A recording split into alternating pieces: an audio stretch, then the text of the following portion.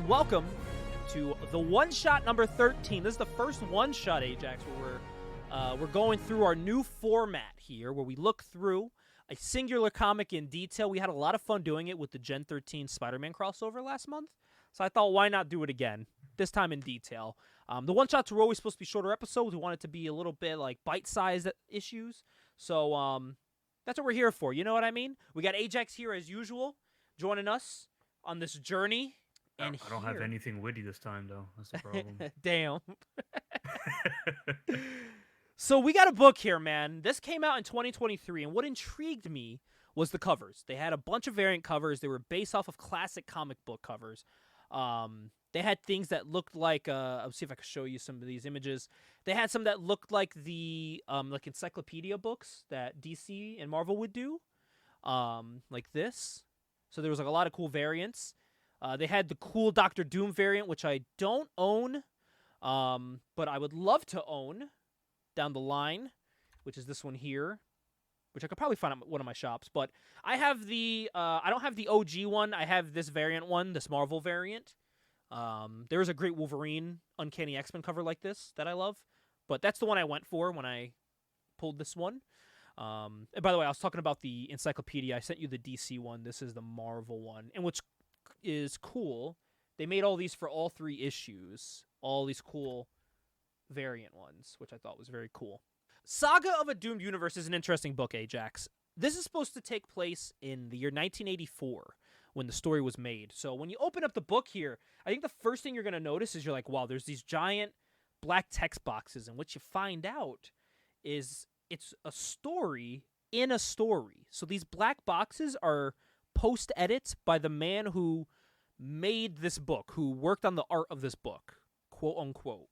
And I'm trying to think, what is his name here? He says it, his initials are BC, but I forgot what his name is.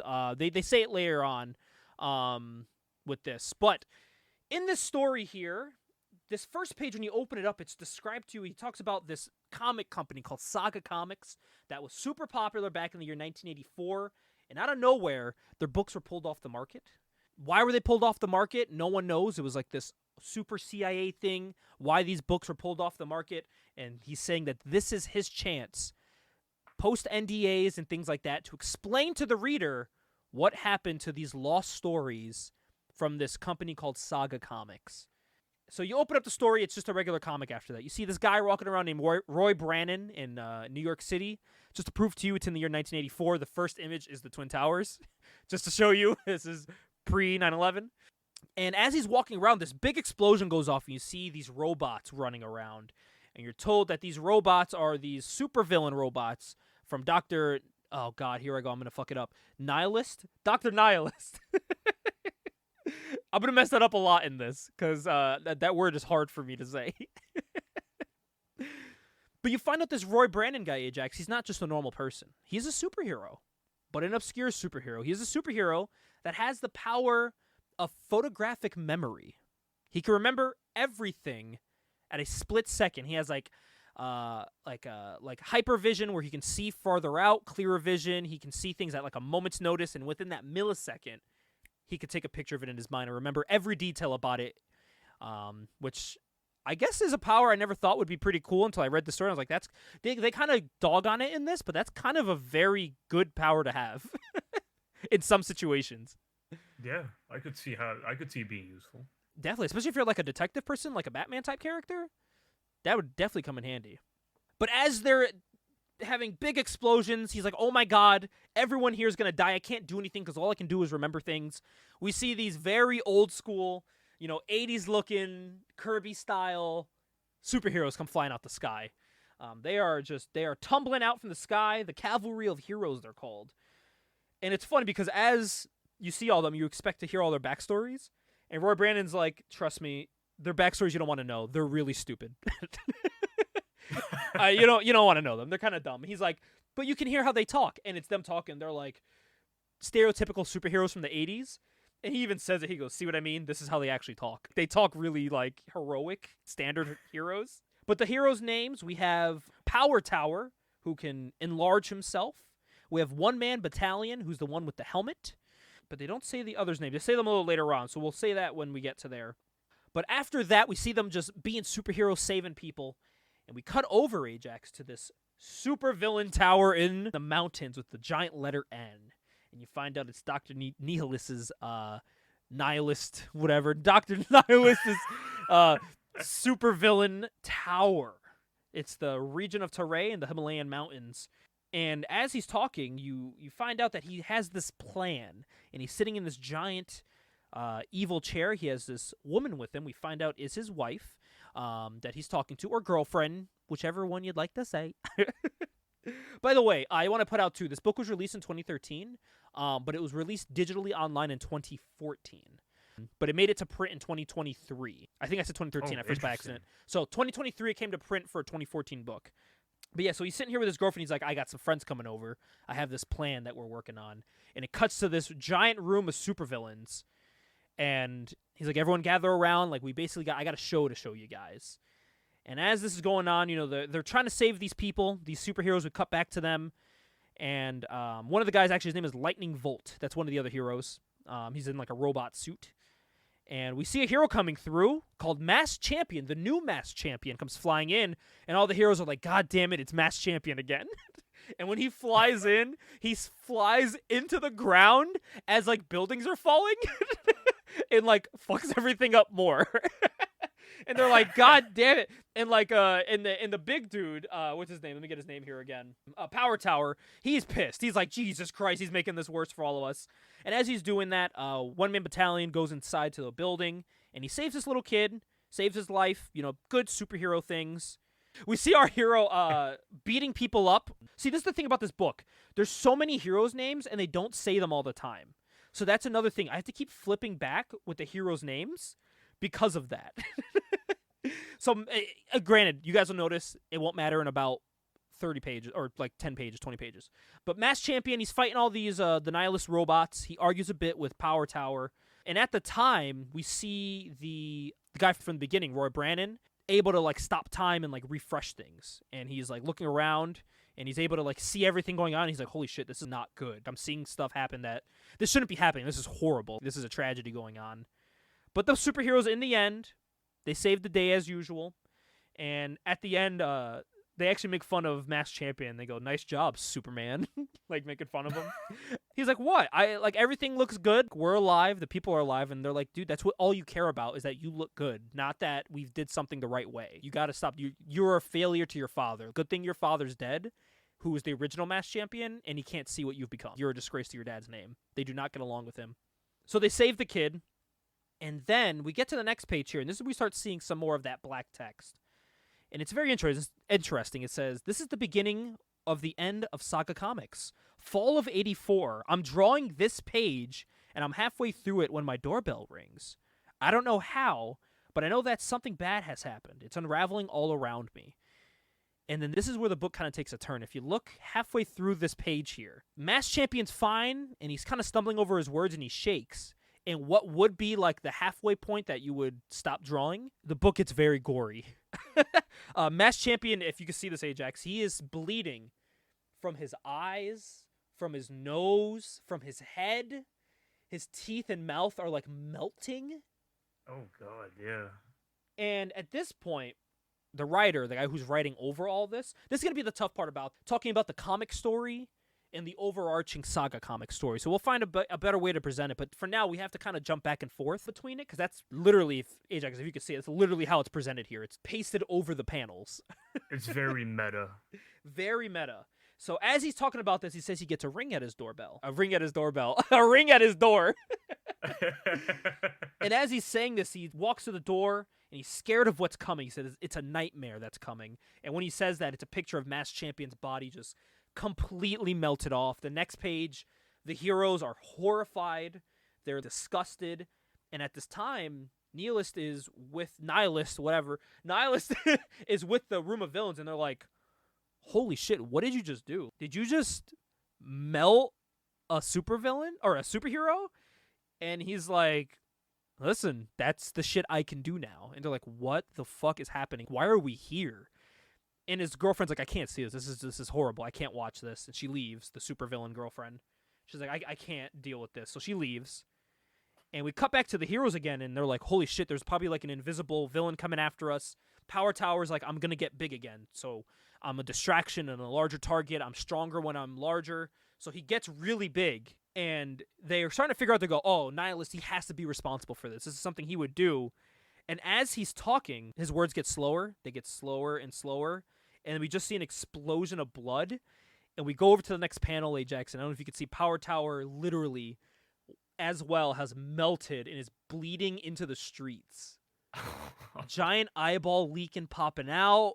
The heroes right here, they're like, what the fuck is going on? Everything's going wrong. And the meta story over it, they're talking about how these two guys are at the creator's door. He says they're not there to sell books. They're there for business. They're not there to sell Bibles. They said that they work for the Environmental Protection Agency. And while he feels like they're lying, they want to start asking him some questions about this Saga Comics business. And as they ask him, they're showing him pictures of children that have died of radiation sickness. What? Wow, that's very dark. And then those same people ask the creator, do you have a family? And he says he doesn't want to answer because he knows that they know that he doesn't. And they're asking him as kind of like a threatening way. Right. And at this point in the comic story, they don't know what's going on. There's blood pouring into the streets, literally rivers of blood in the streets from Power Tower melting. And One Man Battalion says, fuck this, I'm out. And he flies away, as a hero does.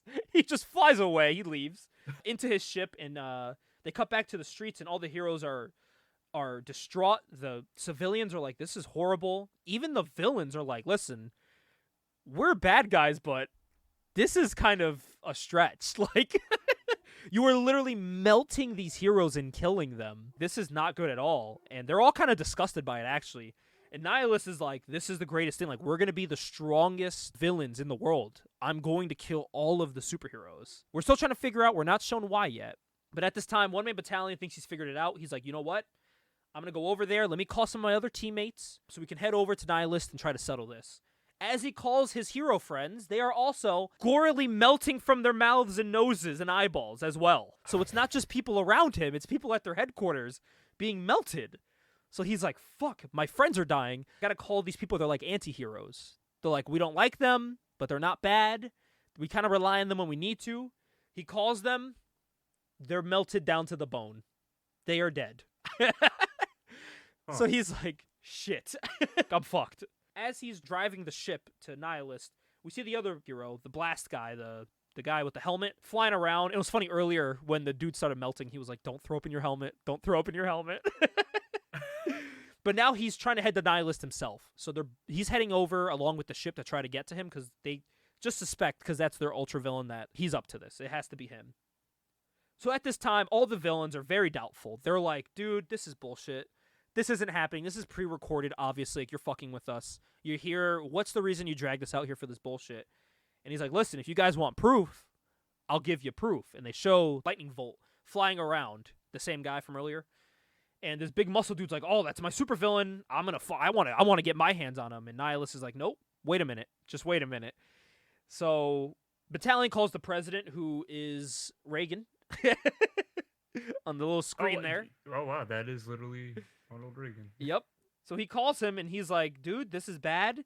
He's like, do you have any answers as to why this is happening, Nihilist? And Nihilus is like, I was hoping you had the answers, because we have no clue what's going on.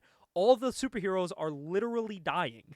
There are no superheroes anymore. It's just me and Lightning Bolt. And as they're flying over, Lightning Bolt catches up with One Man Battalion. And he's like, hey, let's surprise him, boss. Let's go take it to him. He goes, no, Bolt, I need you to back up. I'm going to drop an atomic bomb on Nihilus's headquarters.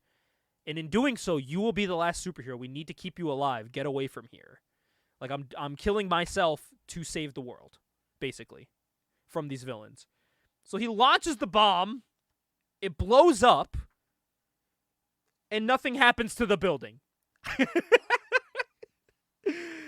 Because we find out that there's a force field around Nihilus's building. So One Man Battalion is now dead.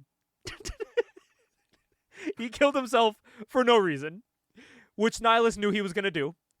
And at that point, Lightning Bolt was blasted into like a brick, like stone wall. And as he's doing that, Nihilus's robots from the beginning of the movie or movie, beginning of the book, they'll fly over and they start working on him, like zapping him and like cutting away because he's like unconscious. And he says, guys, you wanted proof? I got you guys some proof, and it's on its way over. And they're like, what the fuck's happening? So as that's happening, we cut back to Ray Brandon, the hero that can remember everything. And this is where we see him going back in his memory. It's all yellow. He's going back in his memory and reviewing what happened. Because he saw every little piece of it. And he wakes up and he's in the hospital now. He doesn't know why he's in the hospital, but he's there. Doesn't know where he is. Doesn't know what's going on. He just has a eerie feeling about everything, that something's not good. So we cut back to Nihilus's evil Tower of Doom, and we're shown his girlfriend walking around, and we get some revelations here. She sneaks into like the secret room, and as she's in this room, it says, here lies someone that passed away, and she starts crying. And she's like, what did you do, Nihilus? His name is Damon. She's like, Damon, what did you do? And we cut back to 10 years ago. It's a little bit of the past, little story building here. And we see Nihilus, this classic, yellow and red suit. I say that like he existed before this book. This classic yellow and red suit. And it's 10 years ago, and we find out that she was married to the original masked champion. Remember the guy that melted earlier? Yep. His dad. She was with him. That was her husband. And at the time, Nihilus defeated him and was in love with her and wanted her as his own. So after killing masked champion, Nihilus basically took his girl too. But it's funny because she actually says here that she stuck with him, and she actually ended up falling in love with Nihilus, who she also calls Damon throughout this. She fell in love with him. But you find out that room she's in, and it comes back to current day, is an empty tomb for masked champion. Like, they were holding his body there. And she's like, where the fuck, like, what is this? She's never been in this room before. So she decides to say, fuck it, like, you were hiding my husband from me when I thought he was dead.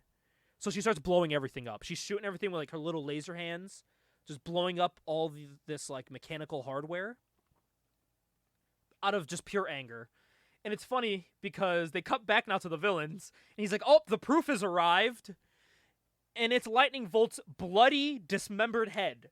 Oh, fuck. That they dump on the ground, and he's like, is this enough proof that this is real? Like, this all just happened. All the heroes you saw die, they're dead. This is real. And there's this one guy who is absolutely heated right now. This villain here, he is heated right now. Just absolutely, he's like, this is fuck. You don't need any of this power. This is so over the top even for us. You have enough power to put a large force field around this building while also killing heroes from afar. Like, how are you doing this? What kind of power have you gotten that is allowing you to do this? And he's basically like, listen, if you want to question me, I'll fuck you up. Basically, you know what I mean?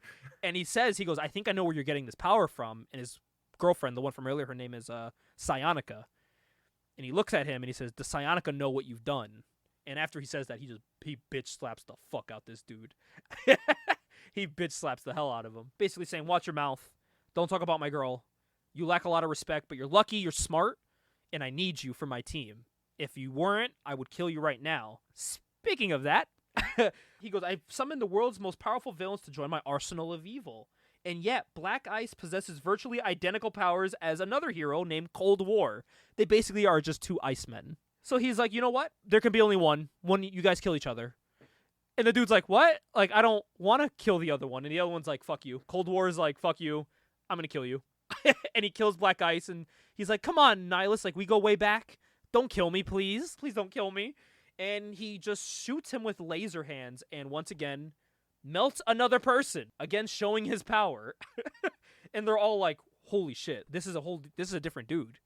What the hell's going on here? And as this is happening, we cut back to the wife. She's running around, and guess what she finds, Ajax? She runs into like this red room that has all of this mechanical stuff, and it's a suspended body of masked champion. Her husband, after 10 years, is alive, and as you can see, it looks as if his power's being harvested, and harnessed for whatever he's doing right now.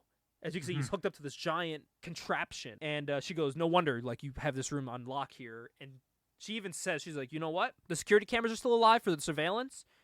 I hope you're watching this. I want you to know that I know what you have and what you've been doing to my husband for the past 10 years.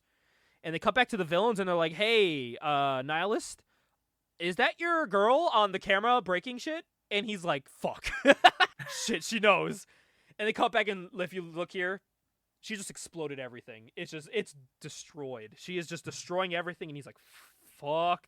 And he like runs over.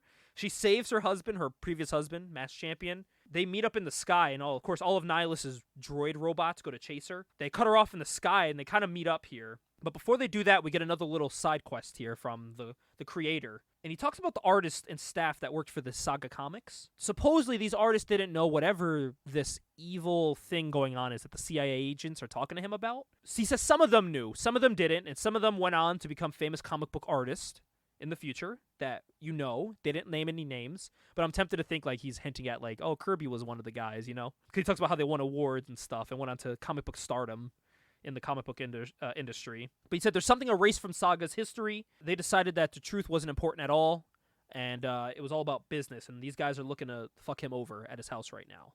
So that's where that side quest is at. He's still trying to find out what the hell's going on, why they're at his house. So cutting back here to the comic story, she's fighting off all these robots. They're cutting her off. She meets up with Nihilist. He literally says, do you understand what's going on here? Like, I can control the world here. With this power you have, it can change the world. If we don't work together, the world's going to end. And she just basically says, she says straight up, like, I can't do this. I can't do this shit anymore. Like, I can't be with you anymore. And his eyes get all wide, and she's like, I can't. And she leaves. And she basically just dumps him, and he doesn't do anything about it. She takes that body and just leaves. So they cut back here, and this is the last page of the book. This is weird. So the Saga thing, it says, unlike everyone else at Saga, I refuse to cooperate with whatever they were doing. I refuse to sell any of my soul in exchange for a lie. So it seems like these dudes are getting like paid to cover up whatever thing was going on, and he's the only one that wasn't. So he says now he's kind of reaping what he sowed here. Now these guys are showing up to his house, and he's going to make sure with these comics that he's putting out to explain every wrongdoing that happened in this comic book company, to make notice of whatever they did, whatever was covered and hidden. He wants to bring it to the light.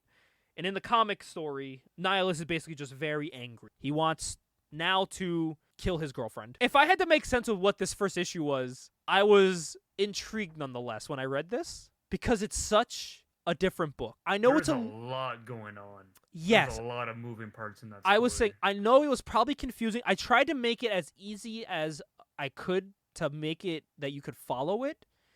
But Ajax, I think that you did the best you could. Yeah, so that's the hard part. It's like both the comic story's good and the Saga Comics meta story's good. But it's tough to figure out how to explain it. Even when reading this, I didn't know how to read it. I was like, do I read it as the comic story first and then go back and read the Saga stuff? Or do I read it at the same time, you know? Even reading, I read this a year ago, even reading it again, I'm like, I don't know how to read this properly. And I would love to talk with Scott Reed about how this came together, who created this. I would love to see his mindset with it and how he would have someone approach this book. Because it is a very unique book. There is really nothing like this. You know what I mean? The art is great as well.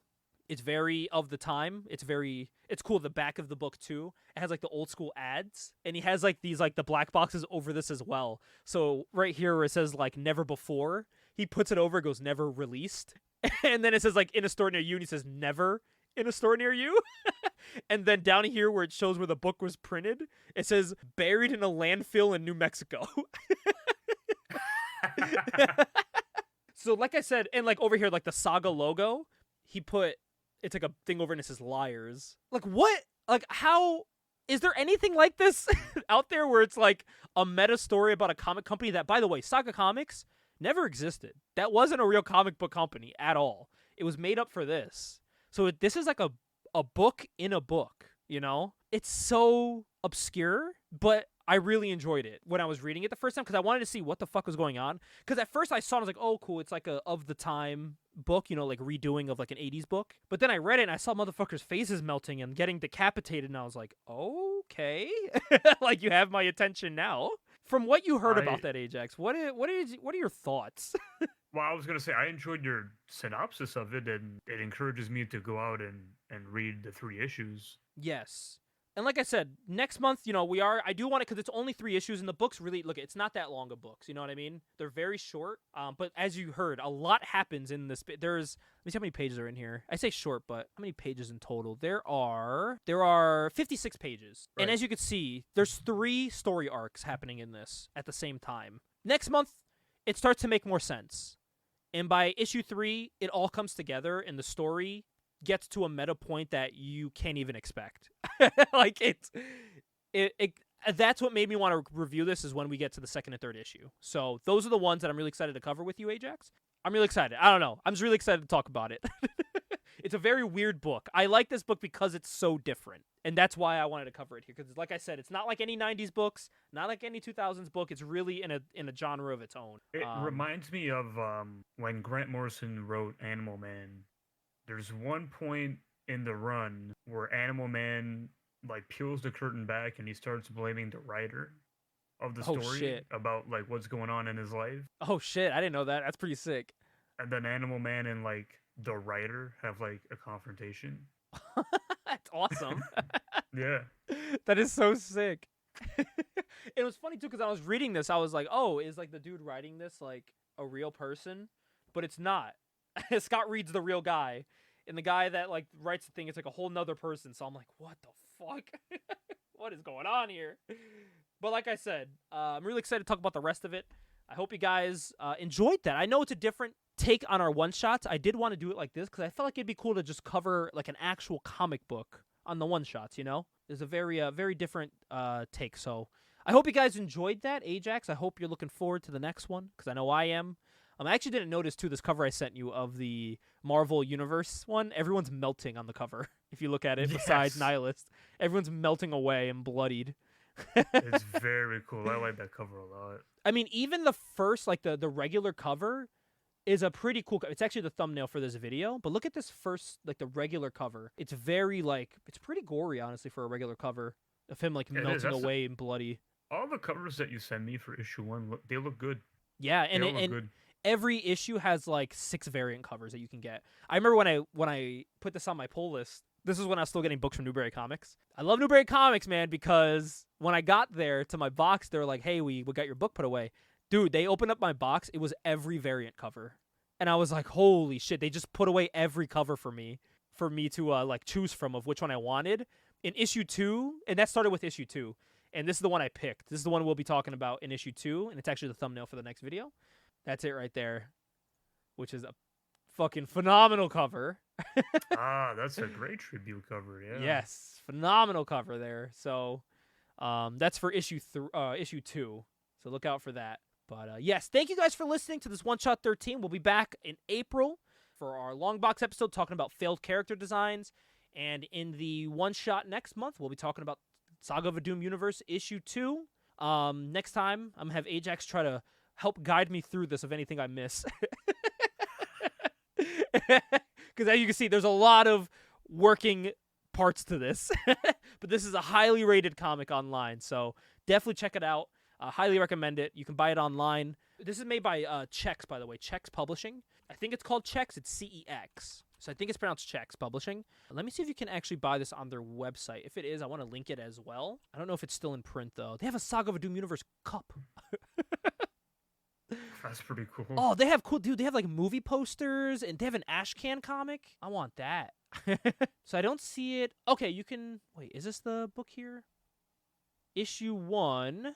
They have a digital one you can buy online, and they do have a print one that you can buy it online still. You can buy each variant cover as well for $8.99. This is going for. That's another thing too. This book's not that expensive. It's $9, and you get almost 60 pages of content.